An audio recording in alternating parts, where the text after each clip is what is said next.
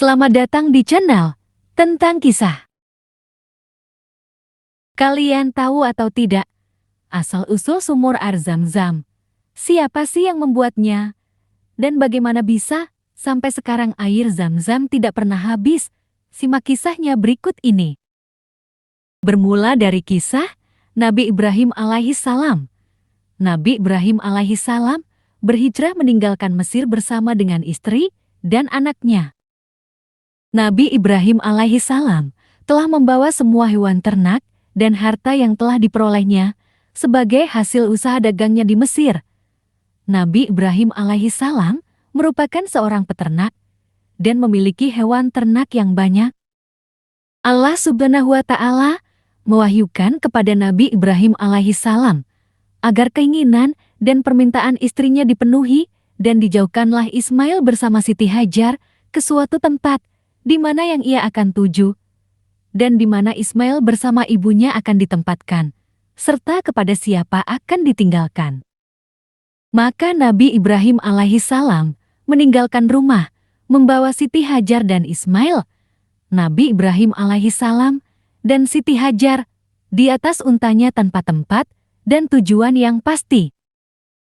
Nabi Ibrahim alaihissalam hanya berserah diri kepada Allah yang akan memberi arah kepada unta yang ditungganginya. Dan berjalanlah unta Nabi Ibrahim dengan 3 hamba Allah yang berada di atas punggungnya menuju keluar kota dan masuk ke lautan padang pasir.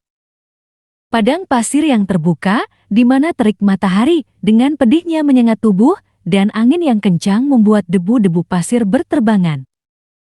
Setelah berminggu-minggu berada dalam perjalanan jauh yang melelahkan, tibalah Nabi Ibrahim alaihissalam bersama Ismail dan Siti Hajar di suatu tempat yang menjadi cikal bakal kota Mekah.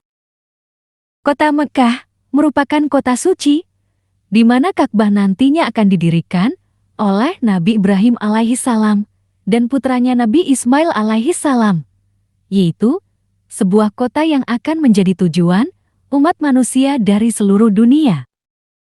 Di tempat inilah di mana Masjidil Haram sekarang berada, berhentilah unta Nabi Ibrahim mengakhiri perjalanannya, dan disitulah ia meninggalkan Siti Hajar bersama putranya.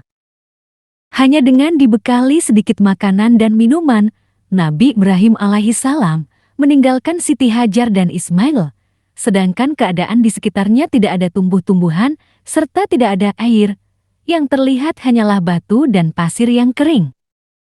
Dalam hati Siti Hajar, sebenarnya ada kecemasan ketika akan ditinggalkan oleh suaminya, yaitu Nabi Ibrahim alaihissalam, seorang diri bersama dengan anaknya yang masih bayi, di tempat yang sunyi dan senyap dari segala sesuatu kecuali hanya gunung, batu, dan pasir.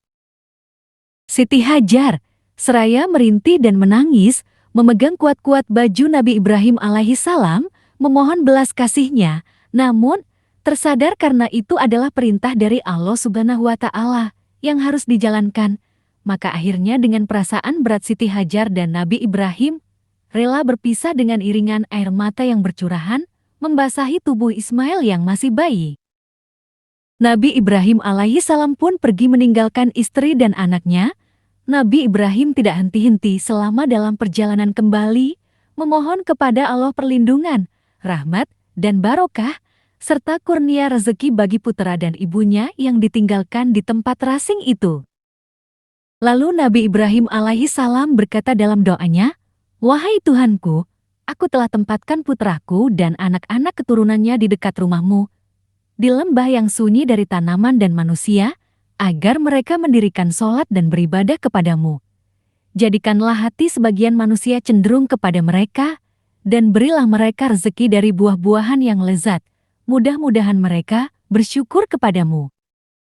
Ketika air telah habis, Nabi Ismail mulai menangis. Siti Hajar kebingungan. Saat tangisan Nabi Ismail semakin kencang, Siti Hajar segera bangkit untuk mencari air. Siti Hajar pun mulai mencari air. Dari kejauhan, ia melihat ada genangan air di sebuah bukit, yang kini dikenal dengan nama Bukit Syafa. Saat ia berlari menghampiri, ternyata genangan air itu hanyalah fata morgana.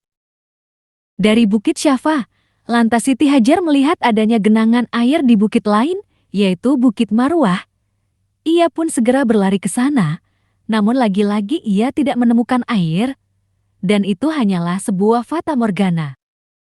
Siti Hajar bahkan berlari-lari untuk mencari air di antara Bukit Syafa dan Marwah.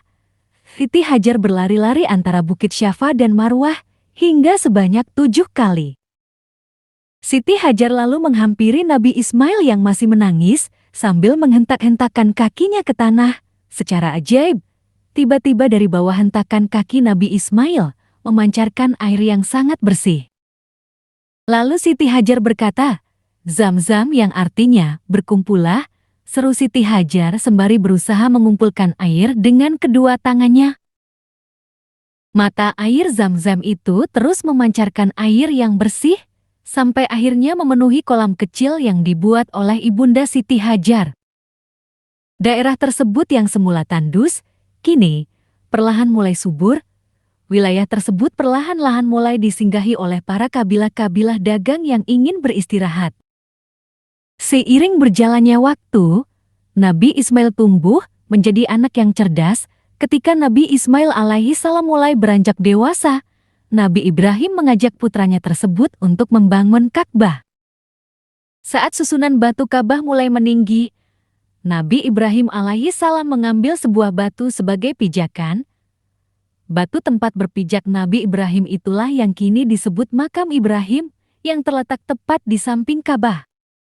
Setelah itu, Allah Subhanahu wa Ta'ala lantas mengajarkan Nabi Ibrahim dan Nabi Ismail bagaimana tata cara beribadah dan juga memerintahkan kepada keduanya untuk menjaga kesucian Ka'bah. Itulah kisah singkat tentang Nabi Ibrahim alaihi salam dan Nabi Ismail alaihi salam serta asal-usul air Zam-zam dan kota Mekah.